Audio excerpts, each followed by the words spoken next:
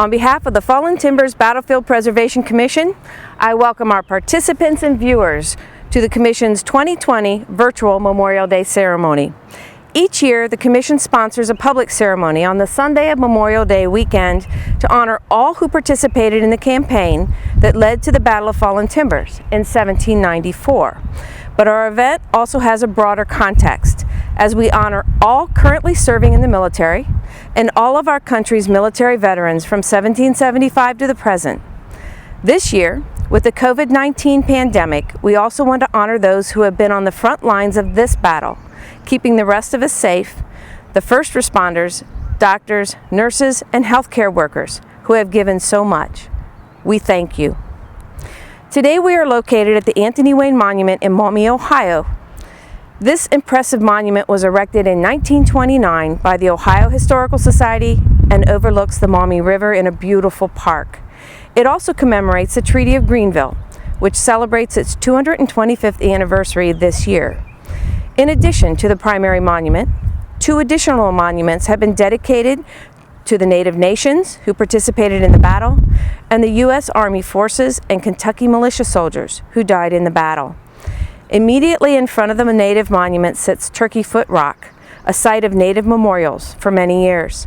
The rock originally sat along the Maumee River, but was later moved to this memorial site. Today's ceremony will begin with an invocation by Rick Morris, Chaplain, 180th Air National Guard. Hi, my name is Chaplain Rick Morris from the 180th Fighter Wing, Ohio Air National Guard. I wanted to take just a couple of seconds for us to pause and to reflect on Memorial Day. Today is a day that dates back as early as the Civil War, where we had times of celebration and remembrance for those that gave the ultimate sacrifice, their lives, for our freedoms. If you would take just 5 seconds is all I'm asking, for just a moment of silence as you take the time to think about those that have gone before.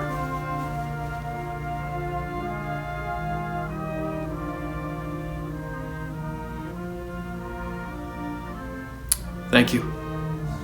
I invite you to pray according to your faith as I pray according to mine. Almighty God, we come today thanking you for what Memorial Day means. A time that we set aside for remembrance for those that have gone before. We think about those families that have been deeply impacted by the loss of their loved one.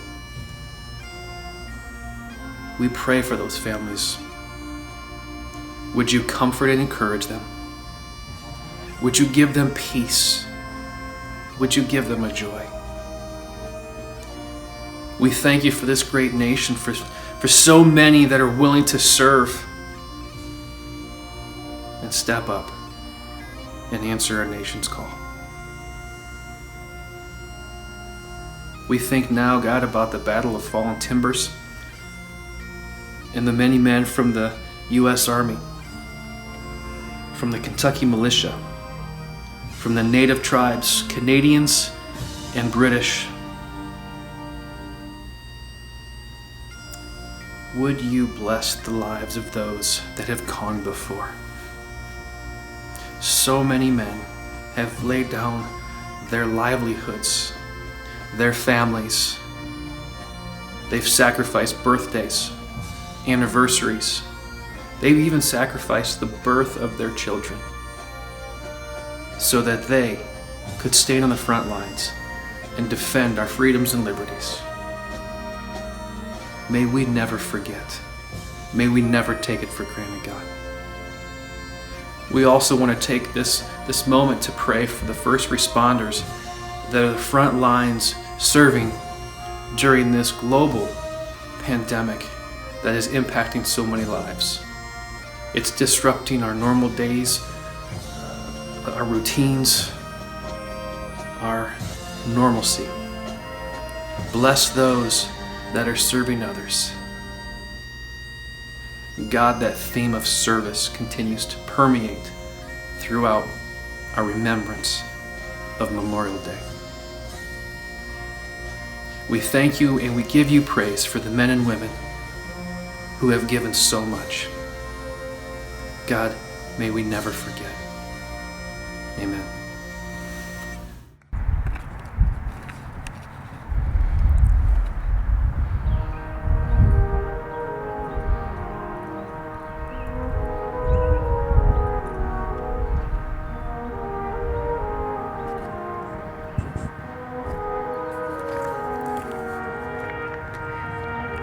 We honor several nations and cultures in our ceremony.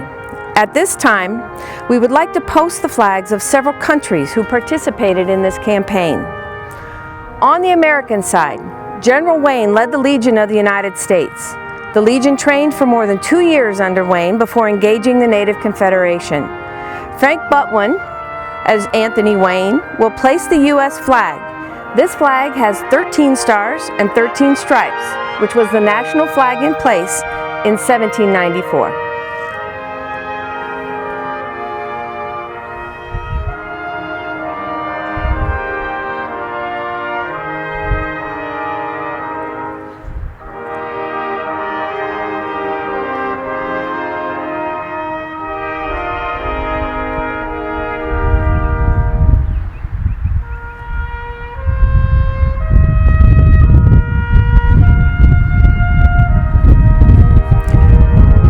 The Kentucky militia, many of them on horseback, supported the U.S. Legion in this campaign. These forces, under Major General Charles Scott, came to support Wayne and the Legion at a time when lack of supplies and expiring terms of service put the entire campaign in jeopardy.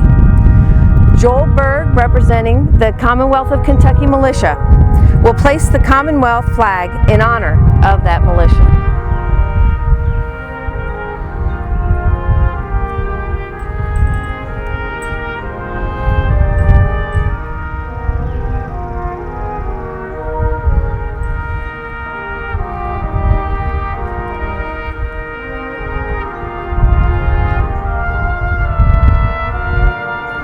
We also do not want to forget the Choctaw and Chickasaw nations who supported the Legion during this campaign. They provided essential information as scouts to Wayne that led the U.S. to victory at Fort Recovery and on to the Fallen Timbers. At this time, we would like to lay a cedar bough in honor of the Chickasaw and Choctaw nations.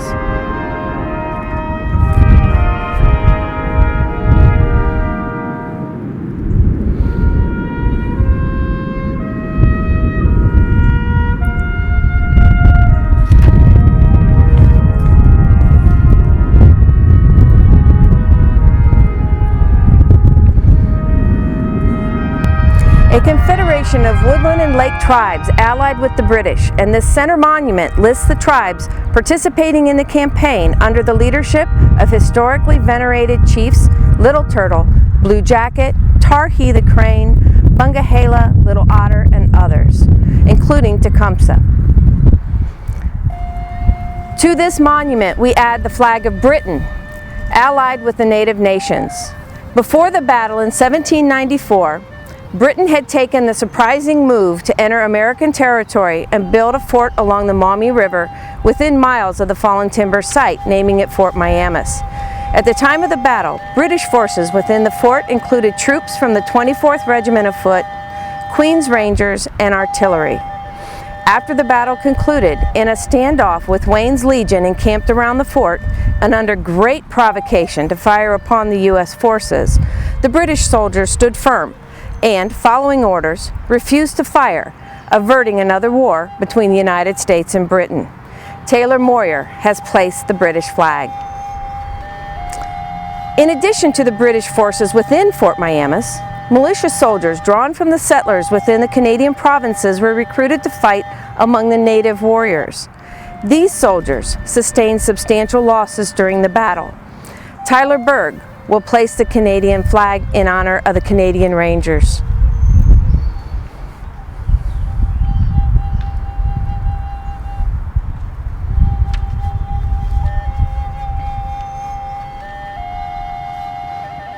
We also do not want to forget the French. France as a nation did not participate in this battle, but French settlers trading with the British were conscripted to fight among the native forces. Even though it was not their fight, They supported the natives and should be remembered for their contribution. We will now place the memorial at the monuments. We will place a cedar bough in honor of the natives fighting on the Native Confederation side. Cedar is a ceremonial plant for many native tribes and is associated with prayer, healing, dreams, and protection against disease. The cedar bough has been sprinkled with tobacco, which represents a connection with the spirits. The bough has also been decorated with ribbons in red for strength, black for victory, white for purity, and yellow for intellect. Please place the cedar bough.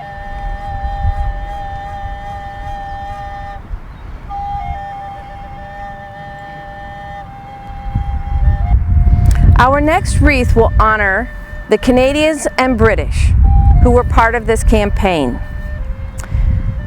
Xavier Allen of the Essex and Kent Scottish Regiment of Canada and Tyler Burg, representing the militia, will place a wreath honoring both of these cultures.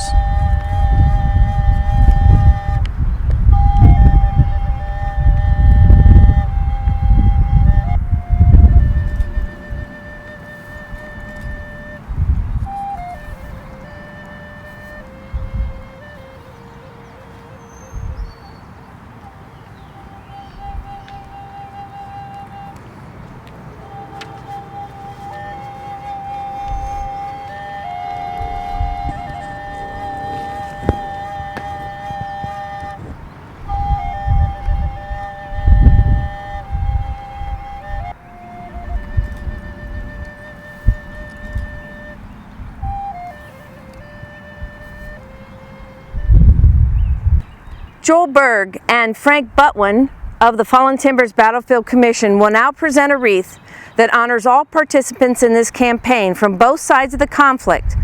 We honor their memory and we honor their sacrifices. We also honor the women who cooked and sewed for the Army and those who stayed home to keep the farms and families safe. The Commission presents this wreath at the main monument for those in 1794. But we also honor all veterans of our military from the time of the War for Independence to the present. My name is Paula Lauer, and I'm the current regent of the Fort Industry chapter of the National Society Daughters of the American Revolution. As a chapter and a society, we have a three-part mission. First, we participate in a wide variety of historic preservation projects that are crucial to saving our history for future generations. Secondly, we are passionate about educating America's youth and support a variety of different programs, contests, and awards to further this goal. And last, but certainly not least, we carry a torch for patriotism, which is the foundation of many DAR activities that take place around the world. Today, on Memorial Day 2020, we honor all those who died while serving our country. We have a deep gratitude for the ultimate sacrifice of our fallen heroes and are forever in their service and commitment to the preservation of our nation's freedom. I am honored to be here today on behalf of Fort Industry Chapter to lay a wreath at the monument to those Americans who fell in the Battle of Fallen Timbers. Thank you for inviting me to be part of the history of Fallen Timbers Battlefield. I bring Memorial Day greetings from the American Legion Department of Ohio and State Commander Roger Friend. Having been born and raised here in Toledo and spent most of my life here, it is incredible how much history is around us that never affects our lives. Unless we are history buffs, we have no idea what took place 226 years ago and what this battle meant to the development of this country. Fallen Timbers Battlefield. What's in the name? Well, Fallen Timbers was the last major conflict, American troops and the American Indians. The term Fallen Timbers came as a result of a tornado passing through the area 1 week before the battle. This gave the Native Indians quite an advantage over the American troops. However, General Mad Anthony Wayne had 2,000 professional soldiers that were able to overcome this advantage of the Native Americans and had defeated them. This battle was so called the last battle that allowed America to move westward towards the Mississippi River and northward into what is now known as Michigan. Well, after this little bit of history of this historical site, let's talk about why we are here. To recognize the men in uniform who died here. This Memorial Day weekend, we are here to remember those who fought for freedoms that we enjoy today. In this particular location, the men who lost their lives here helped to win a most decisive battle to allow America to move west. But as we remember these men, we also need to remember those from the other side, the Native Americans, Indians, and the British that fought with them. The Native Americans fought for their cause, to keep possession of the land that they had always roamed freely for hundreds of years. As I close, I bring to your attention the monument erected in 1929 with General Anthony Wayne, a Native American, a frontiersman, as they observed this beautiful countryside they left for us. This monument is a fitting piece of history to help us remember the significance of this battle and the men whose lives were lost here. Remember this Memorial Day, all the men and women who sacrificed their lives for our freedoms. Hi, thanks for sharing Memorial Day here at Fallen Timbers Monument. I represent the Ursula Wolcott Black Swamp chapter of the National Society Daughters of the American Revolution. Now, if you're from the local area, you'll recognize the name Wolcott. Wolcott House, just down the road, was built by James Wolcott and his wife, Mary Wells Wolcott. Well, we have a special connection with the Fallen Timbers Monument and the Battle of Fallen Timbers because Mary Wells was the granddaughter of Chief Little Turtle here on the monument. Chief Little Turtle was one of the leaders of the Battle of Fallen Timbers for the Indian Confederacy, but then was a huge part of the Treaty of Greenville that helped to allow the settlement of Ohio and opened up the Northwest Territory for the settlers. It's been 13 years since the end of the American Revolution. British veterans and loyalists were still angry about what they lost. Everything from agriculture to mercantiles to slaves. Not even His Majesty King George III could ever reimburse what they lost. The British Empire was still the most powerful force in the world, and they had all the means to make America Great Britain again. America still had much to offer, and the First Nations were still loyal to the Crown. On behalf of the Crown Forces, I would like to present a king's color that flew over this land. Thank you, Xavier. Absolutely. Okay, thank you. Memorial Day, a day of remembrance for those who died in our nation's service, originated shortly after the Civil War as Decoration Day. The Civil War claimed more lives than any conflict in United States history. Following the war, the country established its first national cemeteries. Towns and cities decorated the graves of those killed during the Civil War in honor of their service. In 1868, General John Logan, commander of the Grand Army of the Republic, officially declared May 30th a holiday with his General Order Number 11. At the end of the month, all graves, Union and Confederate, were decorated in honor at Arlington National Cemetery. Throughout the late 1800s, individual states recognized this as a holiday, and Congress included it in 1971 with the passage of the National Holiday Act. Today, we honor the fallen American soldiers and Native American warriors from the August 20th, 1794 Battle of Fallen Timbers. Those who lost their lives here at the Battle of Fallen Timbers fought for a variety of personal reasons, as well as the development of identity for a new nation, the defense of one's homeland, and for new beginnings. Our nation grew and developed through a series of events and missteps. While the Battle of Fallen Timbers secured the path for Western settlement and control of important natural resources, it marked the beginning of 2 centuries of Indian wars between the United States and various nations. The Battle of Fallen Timbers marks a rise of one nation and the waning of several others.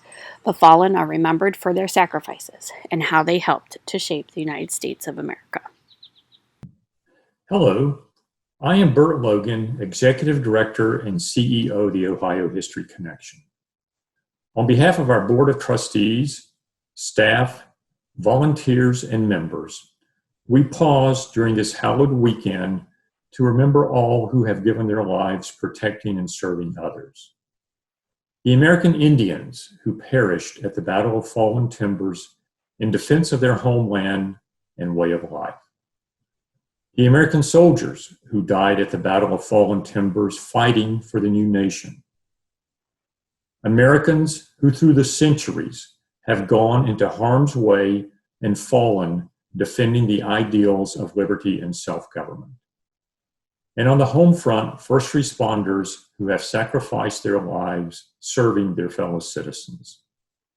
May we today gain inspiration from those who have made the ultimate sacrifice, and never forget that what binds us together as human beings is greater and more powerful than what may separate us. Let us never forget or hide the past, but instead find healing in mutual respect as we face the future. Memorial Day is a very special day here at Fallen Timbers Battlefield. It was on this site on August the 20th, 1794, that General Anthony Wayne and his American Legion defeated the Indians under Blue Jacket Little Turtle. That victory of the Americans over the Indians led to the Treaty of Greenville. It actually led to the opening of this section of Ohio in vast tracts of land. It's really important to learn about our history here in Ohio, and I really encourage you to come here to the Fallen Timbers Battlefield to learn more. And always remember to always think about those who fell, and we honor on Memorial Day. Thank you.